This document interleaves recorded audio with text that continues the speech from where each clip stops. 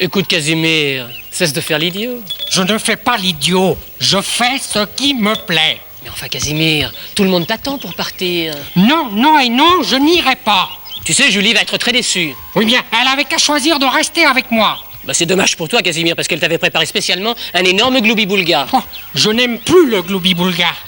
Écoute, Casimir, montre-toi raisonnable. Enfin, pour une fois que nous avions la chance de pouvoir tous ensemble aller à la plage faire un pique-nique, il a fallu que Dieu ait l'idée saugrenue de nous emmener sous les hangars de M. Beauchesne pour jouer à la marelle. Mais j'avais dessiné un magnifique jeu de marelle géant. Mais raison de plus, Casimir, les enfants n'auraient pas pu sauter les cases. Eh ben, ils n'avaient qu'à me regarder jouer avec Monsieur Dusnob et le facteur. Bon, enfin, Casimir, M. Dusnob et le facteur n'ont plus l'âge ni la souplesse de jouer à la marelle, enfin. Alors c'est toujours pareil, chaque fois que j'ai envie de faire quelque chose, tout le monde est contre moi.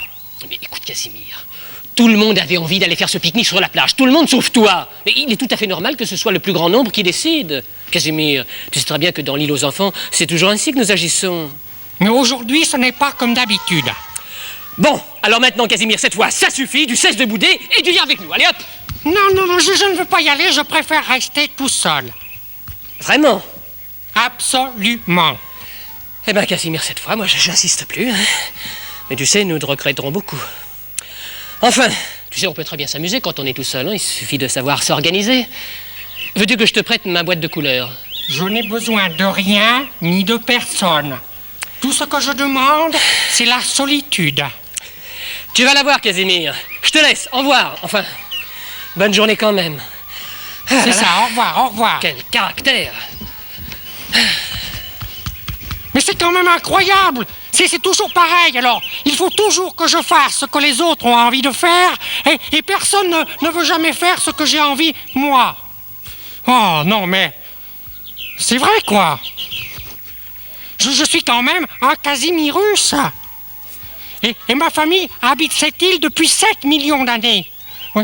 Et je suis le descendant du roi Casimirus Ier, Casimirus II, Casimirus III, Casimirus IV, etc. Non, mais c'est pas Monsieur Dusnob qui peut en dire autant. Hein? Je suis très bien, moi, tout seul ici. Je n'ai besoin de personne.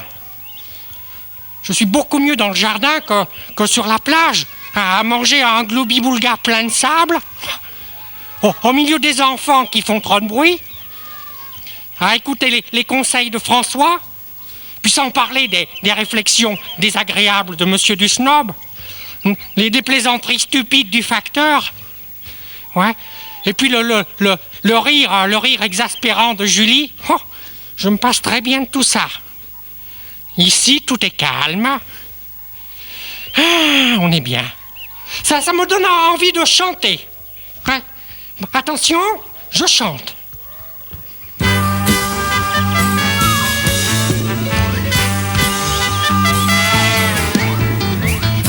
Avec une chanson et un peu d'imagination, je vous emmène dans notre île, au pays du bonheur tranquille. Si vous me rencontrez, ne soyez pas terrorisés. Je suis le monstre qui fait rire. Je m'appelle Casimir. J'ai une malle magique, pleine d'idées fantastiques. Je mange du gloubi-boulga et je danse la samba. J'aime vivre à la campagne, j'ai une vie de cocagne. Si mes mains ont 4 doigts, c'est mon droit, c'est mon droit.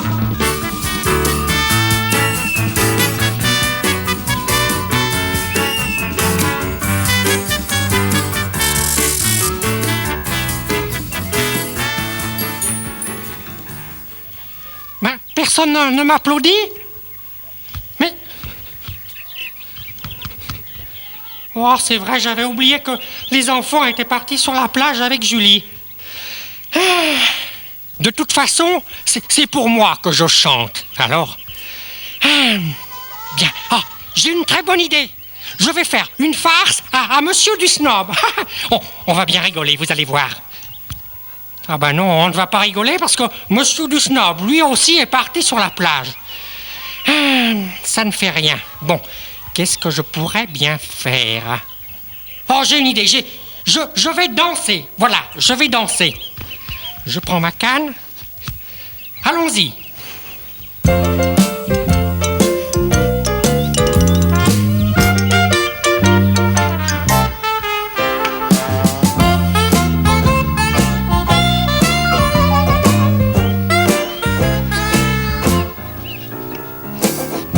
Mais non, enfin, Julie, je t'assure, Julie, tu devrais être là.